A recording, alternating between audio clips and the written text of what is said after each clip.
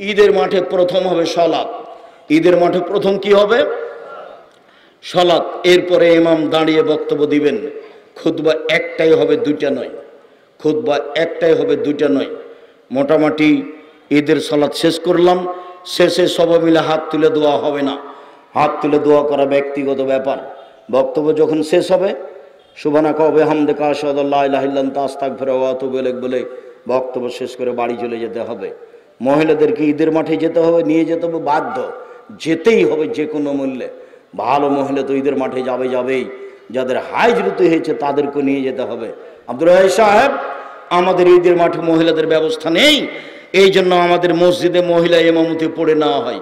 এখন পুরুষ ইমামতিতে পড়ে নেওয়া হয়, এগুলো একটাও চলবে না, সবই বেদাত। মহিলাদের ইমামতিতে চলবে না। পুরুষের একজন ইমামতি দিয়ে কোনো একটা দুর্ঘটনা তো হতে পারে, সেটা নিয়মিত হবে, এটা কথা হলো?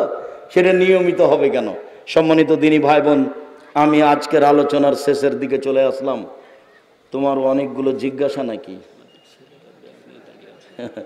আচ্ছা, সম্মানিত দিনী ভাই বোন, প্রতিষ্ঠান আপনাদের কলমডাঙ্গা একটা ঐতিহ্যবাহী প্রতিষ্ঠান, আগে থেকে এখনো হোক, এটা আমি আন্তরিকভাবে কামনা করি। মর্মে আপনাদের ছেলেরা আপনাদের কাছে আসছে, উঠে যাওয়ার সফলতা নয়। 10 টাকা হোক, 5 টাকা হোক, 50 টাকা হোক, 200 টাকা হোক, কেউ ফিরিয়ে দিবেন না। আমার দিকে দেখেন, আল ইয়াদুল উলিয়া, এই ছেলেরা যাও। আর ইয়াদুল উলিয়া খায়রুম মিন ইয়াদিস সুফলা, দেওয়া হাত ভালো নেওয়া হাতের চেয়ে, দেওয়া হাত ভালো নেওয়া হাতের চেয়ে। রাসূল সাল্লাল্লাহু আলাইহি সাল্লাম দেওয়া হাতকে পছন্দ করেন নেওয়া হাতের চেয়ে। সব সময় দেওয়া হাতখান রাখবেন। 200 টাকা রাস্তার জন্য রেখেছেন, 50টা 100 টাকা দিয়ে দিবেন। আর বের হয়ে 1 কেজি জিলাপি নিয়ে যাব সিদ্ধান্ত, এই চালাই বসো, আগে ছেলেগুলো আসুক, তারপরে তোমার ব্যস্ততা বাড়লো কেন? ও, আর বই তো আছে, আব্দুল্লাহর মিন্নাতুল বারি। আমরা নিজের ছেলের জন্য দোয়া করি, আব্দুল্লাহর জন্য দোয়া করি। বুখারীর ব্যতিক্রম ব্যাখ্যা, বাংলা ভাষায় বুখারীর ব্যতিক্রম ব্যাখ্যা 2য় খণ্ড বের হয়েছে। তাদের 1ম খণ্ড আছে, 2য় খণ্ড আছে। যখন করোনা ধরেছিল তখন আমি বলেছিলাম, কাবা ঘর কেন, সারা পৃথিবীর মানুষ যদি 3 ফুট পর পর সালাতে দাঁড়াই তবু তা বৈধ হবে না। আর যদি কোনোদিন কিয়ামত পর্যন্ত কাবা ঘরে পায়ে পা মিলিয়ে না দাঁড়ায় তবুও তা বৈধ নয়। সেদিন বক্তব্যে বলেছিলাম, 3 ফুট পর পর দাঁড়ানো বৈধ করতে হলে মুহাম্মদ সাল্লাল্লাহু আলাইহি সাল্লামকে আবার পৃথিবীতে আসতে হবে। যেহেতু মুহাম্মদ সাল্লাল্লাহু আলাইহি সাল্লাম আর কোনোদিন পৃথিবীতে আসবেন না, কাজে 3 ফুট পর পর দাঁড়ানো বৈধ হবে না। মাস্ক পরে করোনা আমি ঠেকাতে চাইনি। আমি বিশ্বাস করি ভাগ্যকে। আল্লাহর নবী বলছেন, মানুষ সৃষ্টির 50,000 বছর পূর্বে কাতাবা হায়াতাহা ও মাউতাহা ও রিজকাহা মাসায়বাহা, তার পৃথিবী সৃষ্টির 50,000 পূর্বে মানুষের জীবন, মানুষের মরণ, মানুষের রুজি, মানুষের রোগ ব্যাধি, করোনা সেদিন লেখা হয়ে গেছে। সেই দিন যদি করোনা লেখা থাকে, আজ যদি পাথরের ভিতরে ঢুকে থাকে তবু তাকে করোনা ধরবে। সেই দিন যদি করোনা না লেখা হয়ে থাকে, আজ যদি করোনা যার হয়েছে তার গায়ের উপরে শরীর লাগিয়ে বসে থাকে তবুও করোনা ধরবে না। আমি আব্দুর রাজ্জাক এটাকে বিশ্বাস করি, এভাবেই আছি, এভাবেই থাকবো। অল্প দিন বাঁচতে এসে তাকদীর পরিবর্তন করতে আমি রাজি নই। সম্মানিত দিনী ভাই বোন, বিষয়টি তখন শক্তভাবে বলেছিলাম। যারা হুঙ্কার দিয়ে বলেছিল তারা চুপসি লেগে গেছে, মুখ খোলে না। করোনা আমাকে হতে পারে না। আমি সেদিন বলেছিলাম, যার করোনা হয়েছে তার প্লেটে একসাথে আমি খেতে রাজি। করোনায় কেউ মারা গেলে আমি তাকে গোসল জানাজা দিব। এতে যদি আমাকে করোনা ধরে, আমি বলবো না ওর কারণে ধরেছে, আমি বলবো পৃথিবী সৃষ্টির 50,000 বছর পূর্বে আমার নামে করোনা লেখা হয়েছিল, সেই জন্য আজকে ধরেছে, এর কারণে ধরেনি। বহু ছেলে মেয়ে বাপের কাছে যায় না, স্ত্রী বা স্বামীর কাছে যায় না। আবার কেউ কেউ স্বামীর গায়ের সাথে আছে করোনার বিছানে, তাকে ধরে না। করোনার লোকটা খাওয়া দাওয়ার পরে যেটুকু বেঁচেছে ওইটুকু নিচে ফেলে দিয়েছে, ওইটুকু ফকিরে খাচ্ছে, ওকে করোনা ধরেনি। আর আমি যখন করোনা রোগীকে দেখতে গেলাম তখন ওই লোকের ছেলেমেয়েরা বলছে, ওস্তাদ হুজুর আপনি আসেন না, হুজুর আপনি আসেন না, হুজুর আপনি আসেন না, হুজুর আপনি আসেন না, এইভাবে চিল্লাচিল্লি শুরু করে তার ছেলে মেয়ে। বলছে বলো কি তুমি? আমার অন্তরে ধাক্কা খায় না। তোমার বাপের গায়ে হাত দিয়ে আমি ঘন্টা যাবৎ বসে থাকবো, আমার অন্তরে ধাক্কা খেলে আমার ঈমান দুর্বল, এ কথাই ঠিক। আমার অন্তরে ধাক্কা খাবে না, এ কথাই ঠিক। আমি বলবো না তোমার বাপের কারণে আমার করোনা হয়েছে, আমার করোনা আগেই লেখা ছিল, সেই জন্য হয়েছে। সম্মানিত দিনী ভাই বোন, একসাই চূড়ান্ত।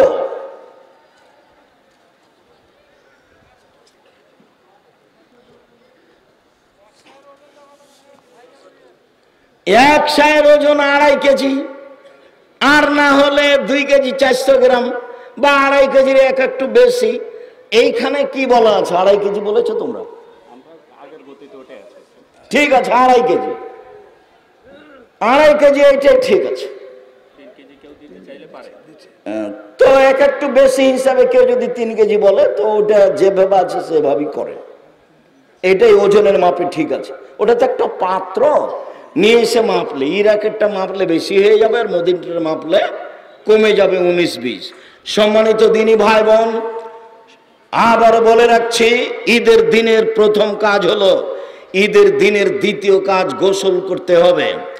আলী রাদিয়াল্লাহু তাআলা আনহুকে জিজ্ঞাসা করা হয়েছিল, তিনি বলেছিলেন সুন্দর, উত্তম গোসল করা জুমার দিন, উত্তম গোসল করা আরাফার দিন, উত্তম গোসল করা ঈদুল ফিতরের দিন, উত্তম গোসল করা ঈদুল আজহার দিন। দ্বিতীয় কাজ শেষ হলো।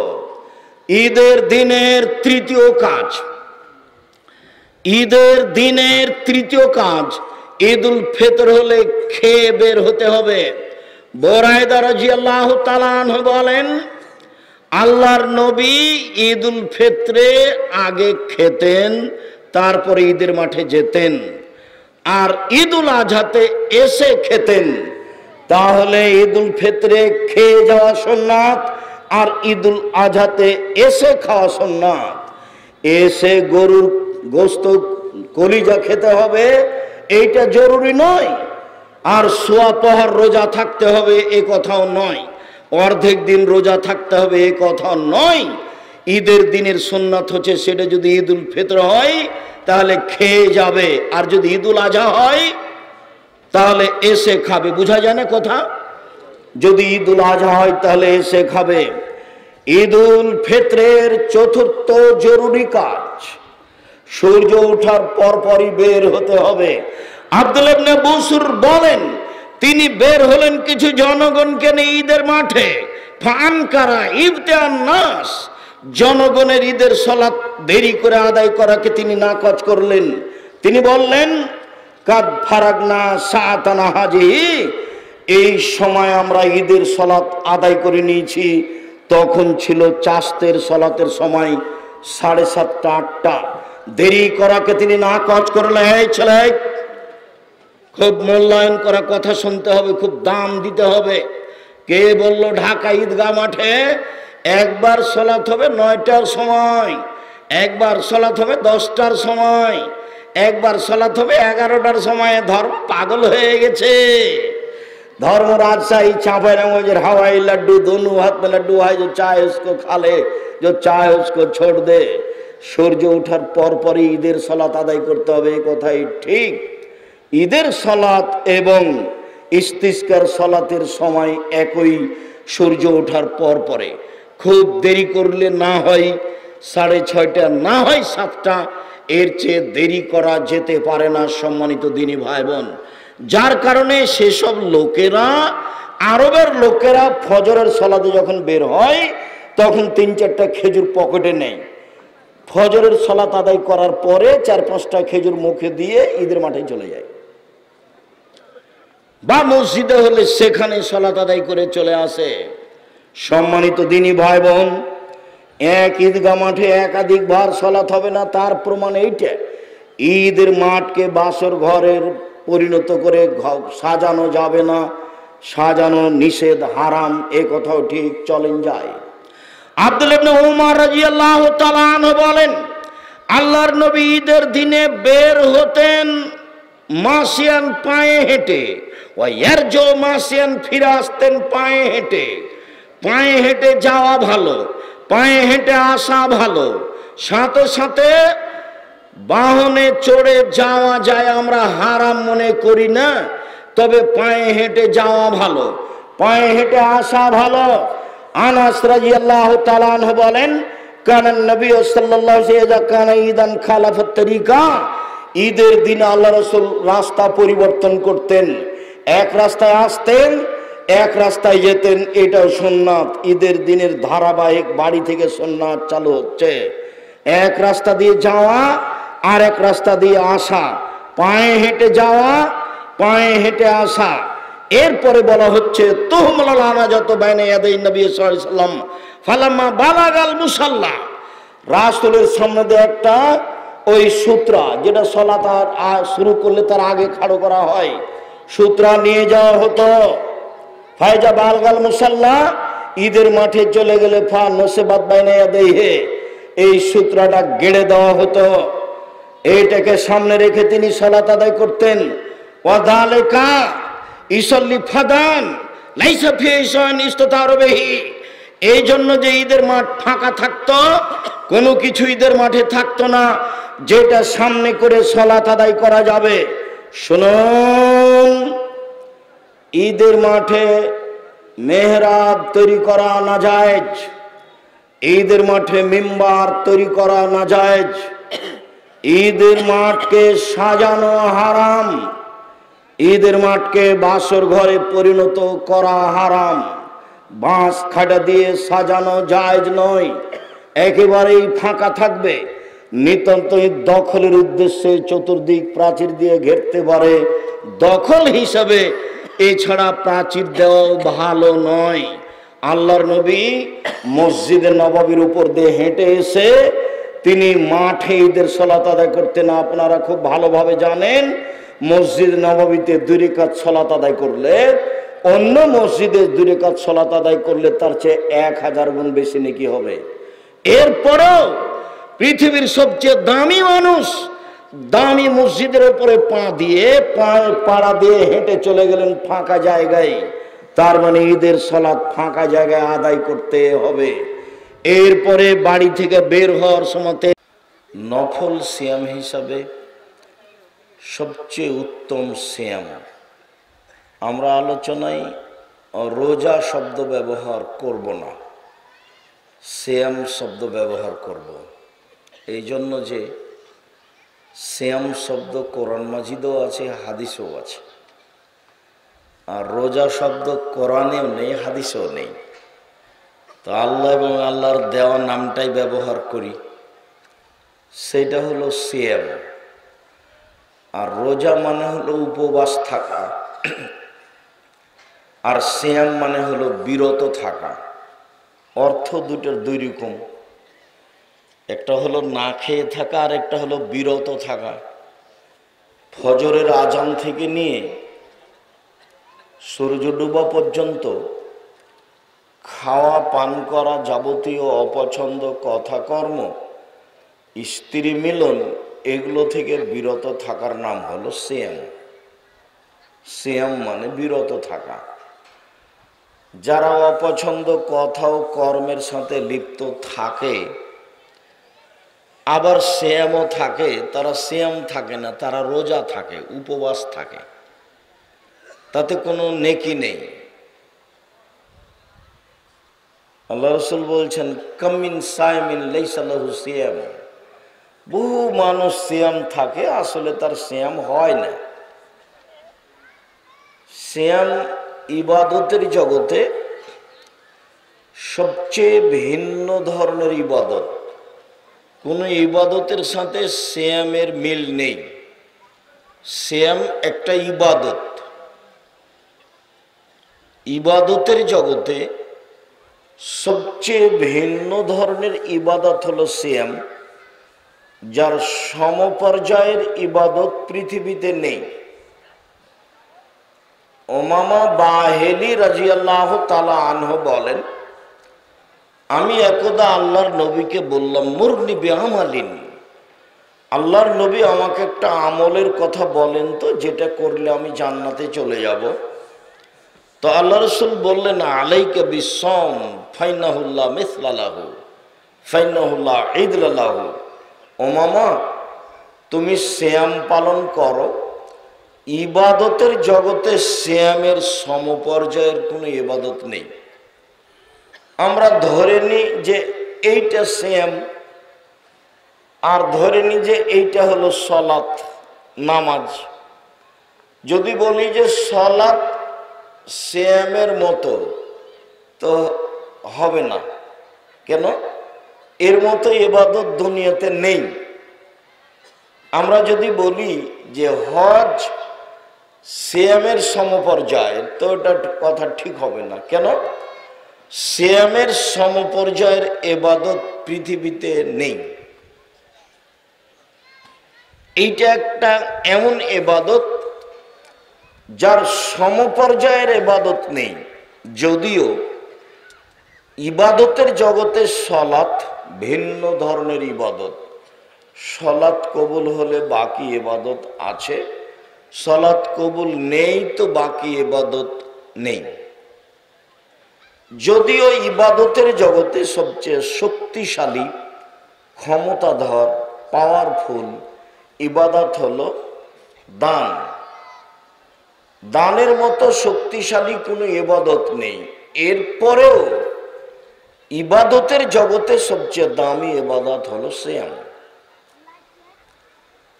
আবু হুরায়রা রাদিয়াল্লাহু তাআলা আনহু বলেন, একদা আল্লাহর নবী বললেন, কুল্লু আমাল ইবনে আদম ইজাউফুল হাসানাতু বিআশরি আমসালিহা সাবিতু মিআতি যিব। আদম সন্তানের সব নেকি 1 থেকে 10, 10 থেকে 700, আরো বেশি হয়। ফেরেশতাদের বলেন আল্লাহ যে দেখো, ও কোরআন মাজিদ পড়েছে, অক্ষর প্রতি 10 লিখে দাও। ফেরেশতাকে আল্লাহ বলেন, দেখো লোকটা জানাজায় গেছে, তো জানাজায় গেছে তার জন্য 1 কেরাত নেকি, 1 উহুদ পাহাড়ের সমান নেকি। মাটি দেওয়া পর্যন্ত থেকেছে, এই জন্য 2 উহুদ পাহাড়ের সমান নেকি। 1 উহুদ পাহাড় হলো 4 কিলোমিটার প্রশস্ত, 8 কিলোমিটার লম্বা। নিচে কত আছে তা মানুষ জানে না। তো 1 কেরাত সমান এত, তাহলে 2 কেরাত সমান এত, তো আর নেকিটা লিখে দাও। তো কেউ যদি সিয়াম থাকে তাহলে কি নেকি লিখা হয়? জি না। সিয়ামের এরকম কোনো 2, 4, 5, 10, 500 কোনো নেকি নেই। সিয়ামের বিনিময় হলো জান্নাত।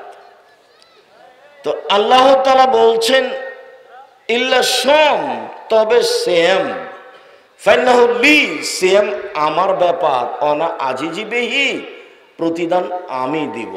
আল্লাহ বলছেন সিয়াম আমার ব্যাপার, প্রতিদান আমি দিব। সিয়াম আমার ব্যাপার, প্রতিদান আমি দিব। কি দিবেন? তাহলে সেখানে তো 2, 4, 5, 10 নেকি লিখবেন না। লিখার বিষয় থাকলে বলতেন, এই শোনা ফেরেশতা, ওর জন্য 20 নেকি লিখো, ও ফকিরকে দান করেছে। তো এখানে লিখালিখি নেই। বললেন যে সিয়াম আমার ব্যাপার, প্রতিদান আমি দিব। কি দিবেন? তো এক হাদিসে এসেছে, একদিন সিয়াম থাকলে জাহান্নাম 70 বছরের পথ তার থেকে দূরে সরে যাবে। আর এক হাদিসে এসেছে 100 বছরের পথ দূরে সরে যাবে। আর এক হাদিসে এসেছে 500 বছরের পথ দূরে সরে যাবে। তো ফলাফলে নেকি হলো না জাহান্নাম সরে গেল? তো জাহান্নাম সরে গেল। যেহেতু জাহান্নাম সরে গেল, তাহলে ফলাফলে নেকি হলো না, ফলাফলে জান্নাত হলো। এটা হলো সেম। আবার আরেকটা বিচারের মাঠে ব্যাপার আছে, 8 8টা দরজা থেকে ফেরেশতারা স্বাগতম জানিয়ে ডাকবেন। যারা হজ করেছেন এই দরজা দিয়ে আসে, যারা দান করেছেন এই দরজা দিয়ে আসে, যারা সিয়াম রোজা থেকেছেন এই দরজা দিয়ে আসে। তো সব দরজা থেকে ফেরেশতারা স্বাগতম জানিয়ে ডাকবেন। তো আবু বকর সিদ্দিক বললেন, আল্লাহর নবী, এমন কি কেউ হবে যাকে সব দরজা থেকে ডাকা হবে? আল্লাহ রাসূল বললেন, হ্যাঁ, তুমি তার মধ্যে যাকে সব দরজা থেকে ডাকা হবে। এই সুযোগ দুনিয়াতেই সংবাদ পেয়েছেন আবু বকর সিদ্দিক রাদিয়াল্লাহু তাআলা। সম্মানিত দ্বীনি ভাই বোন, মূল কথায় ফিরে যাই। তো সিয়াম পালনকারীর শেষ ব্যক্তি যখন এই দরজা দিয়ে ঢুকে যাবে, তখন এই দরজাটা বন্ধ হয়ে যাবে, তখন বাকি দরজা খোলা আছে। তার মানে হজ পালনকারী ব্যক্তি দানের দরজা দিয়ে ঢুকতে পাবে, দানকারী ব্যক্তি হজ পালন করার দরজা দিয়ে ঢুকতে পাবে, কিন্তু সিয়াম ছাড়া এই দরজা দিয়ে ঢোকা যাবে না। এইটা ক্লোজ, বন্ধ হয়ে গেছে। এইটা শুধু সিয়ামের জন্য পার্সোনাল মর্যাদা, তার নাম সিয়াম, যেটা রমজান মাসে ছিলাম। নফলও আছে, কয়েকটা নফল সিয়ামের কথা বলি। নফল সিয়ামের সবচেয়ে উত্তম সিয়াম হলো মুহররমের সিয়াম। মুহররমের সিয়াম, হাফসা রাদিয়াল্লাহু তাআলা আনহা বলেন, আরবাউন লাম ইয়াকুন ইয়াদাহুন্না রাসূলুল্লাহ সাল্লাল্লাহু আলাইহি ওয়াসাল্লাম। 4টা ইবাদত আল্লাহর নবী কখনো ছাড়তেন না, নিয়মিত করতেন। 4টা ইবাদত আল্লাহর নবী নিয়মিত করতেন, কখনো ছাড়তেন না। 1, সময়ামে আশুরা, মুহররমের 10 তারিখের সিয়াম। 2, আল আশরা, যুলহিজ্জার 1 থেকে 9 দিন পর্যন্ত সিয়াম। 3, সালাসা আইয়ামিন মিন কুল্লি শাহরিন, প্রত্যেক মাসে 3 দিন সিয়াম। 4, রাকাতাইল ফজর, ফজরের 2 রাকাত সুন্নাত। মনে থাকবে না মনে হয়। তো 1 নম্বরে ফিরে যাই। 1 নম্বর কি? মুহররমের সিয়াম। 2 নম্বর যুলহিজ্জার 1 থেকে 9 পর্যন্ত সিয়াম। 3 নম্বর মাসের 3টি সিয়াম। 4 নম্বর ফজরের 2 রাকাত সুন্নাত, বাড়িতেও সফরে সব জায়গায়। আবু হুরায়রা রাদিয়াল্লাহু তাআলা আনহু বলেন, কাদিমান নবী সাল্লাল্লাহু আলাইহি ওয়াসাল্লাম আল মদিনা ফাওয়াজাদাল ইহুদিয়্যা। আল্লাহর নবী মক্কা থেকে মদিনায় আসলেন, দেখলেন ইহুদিরা মুহররমের 10 তারিখে সিয়াম থাকে। তিনি বললেন, মা হাযাল ইয়াউম আল্লাযী তাসুমুনাহু ফিহি। আচ্ছা মদিনাবাসী, মদিনার ইহুদিরা, তোমরা মুহররমের 10 তারিখে সিয়াম থাকো কেন? এটা আমাকে একটু বলবা? তোমরা মুহররমের 10 তারিখে সিয়াম থাকছো কেন? এইটা আমাদের নবী জিজ্ঞাসা করলেন মদিনার ইহুদিদেরকে। তো মদিনার ইহুদিরা বলল, আরে কি কথা, কিন্তু মুহররমের 10 তারিখ তো অনেক বড় দিন, হাযা ইয়াউমুন আযীম। মুহররমের 10 তারিখ তো অনেক বড় দিন। আনজাল্লাহু তাআলা ফীহি মূসা কওমাহু, আল্লাহ এই দিনে মূসা এবং তার সম্প্রদায়কে বাঁচিয়ে দিয়েছেন। ওয়া গাররাকা ফিরআউনা কওমাহু, এই দিনে আল্লাহ ফেরাউন এবং তার সম্প্রদায়কে ডুবিয়ে দিয়েছেন। ফাসামা মূসা শুকরান, এই কারণে মূসা শুকরিয়া আদায় করতে গিয়ে সিয়াম থেকে ছিলেন। আল্লাহ তুমি এত বড় কাজ এইভাবে করলে, ফেরাউনকে তুমি এইভাবে ডুবিয়ে দিলে, নিঃস্ব হয়ে ফেরাউন ডুবে গেল সাগরে, আর আমি এইভাবে বেঁচে গেলাম। আমি তোমার কি দিয়ে শুকরিয়া আদায় করতে পারি? যাক, এই দিন আমি সিয়াম থাকি, এই দিয়ে তোমার শুকরিয়া আদায় করলাম। এই জন্য সিয়াম থাকি। তখন আল্লাহ রসুল বলছেন, না না আওলা বিমূসা মিনকুম, মুসার সুন্নাত শুকরিয়া আদায়ে তোমরা যেটা পালন করো আমরা তার চেয়ে বেশি হক রাখি। আরে শুকরিয়া আদায়টা তোমাদের চেয়ে আমরা কি করি? বেশি হক রাখি। ফাসামা ইয়াউমা আশুরা ওয়া আমারা বিসিয়ামিহি, আল্লাহর নবী মুহররমের 10 তারিখে সিয়াম থাকলেন, জনগণকে আদেশ করে দিলেন। জনগণ বলল, আমরা মুহররমের 10 তারিখে সিয়াম থাকবো। মানো, আমরা কেন মুহররমের 10 তারিখে সিয়াম থাকবো? মুহররমের 10 তারিখ হলো ইহুদি খ্রিস্টানদের বড় দিন। আপনি দিন রাত বলেন তাদের বিরোধিতা করতে হবে। যদি মুহররমের 10 তারিখে সিয়াম থাকি তাহলে তোদের অনুকূলে থাকা হলো, প্রতিকূলে কোথায় থাকা হলো? মুহররমের 10 তারিখে সিয়াম থাকবো না। কেন থাকবো? ও তো ওদের মতো হয়ে গেল, আপনি তো বিরোধিতা করতে বলেন। তখন আল্লাহ রসুল বলছেন, আচ্ছা আচ্ছা ঠিক আছে, লাইন বাকাত সানাতাল কাবিলা সুমান্না তাসিয়া, আমি যদি সামনে বছর বেঁচে থাকি মুহররমের 9 তারিখও সিয়াম থাকবো। 9 হবে বিরোধিতা, 10 হবে শুকরিয়া। আমি যদি সামনে বছর বেঁচে থাকি তাহলে 9 তারিখও সিয়াম থাকবো। 9 হবে বিরোধিতা আর 10 হবে শুকরিয়া। এই জন্য মুহররমের 2 দিন সিয়াম। নফল সিয়ামের জগতে সবচেয়ে উত্তম নফল সিয়াম হলো মুহররমের 2 দিন সিয়াম, নফল সিয়াম। আবু হুরায়রা রাদিয়াল্লাহু তাআলা আনহু বলেন, আল্লাহর নবী বলেছেন, সিয়ামে আরাফা আহতাসিবু আলাল্লাহি আইয়ুকাফিরা সানাতাল্লাতি কাবলাহু সানাতাল্লাতি বাদাহু।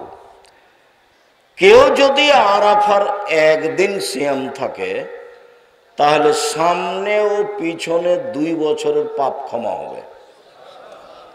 মুহররমের 2 দিনে বিগত 1 বছরের পাপ ক্ষমা হবে, আর আরাফার একদিনে পিছনে এবং সামনে 1 বছর 2 বছরের পাপ ক্ষমা হবে। তার মানে আরাফার সিয়াম আরো দামি, ও হলো 2 বছর। সামনে যা করবে কি করবে আল্লাহ ভালো জানে, সবই মাপ। এর নাম হলো আরাফা। এইখানে একটা কথা বলে রাখি, আল্লাহর নবী বলেছেন জুলহিজ্জার প্রথম 10 দিনের ইবাদত আল্লাহর কাছে সবচেয়ে উত্তম, রমজানের শেষ দশকের চেয়ে উত্তম। বিদ্বানগণ বললেন কিভাবে?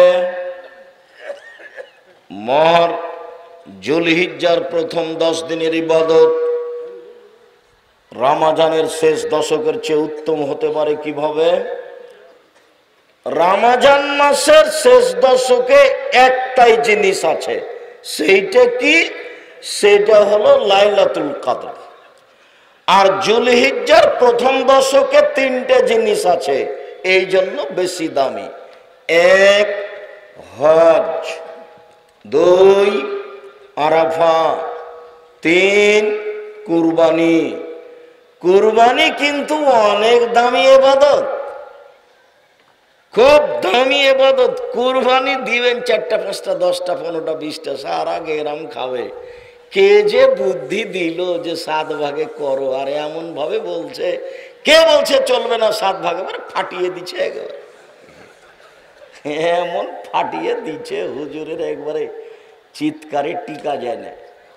হ্যাঁ, হুজুরে একবারও বলে না যে 7 ভাগে চলবে, তবে একাই দেওয়া ভালো, এইভাবে বলে না। এতই গরম।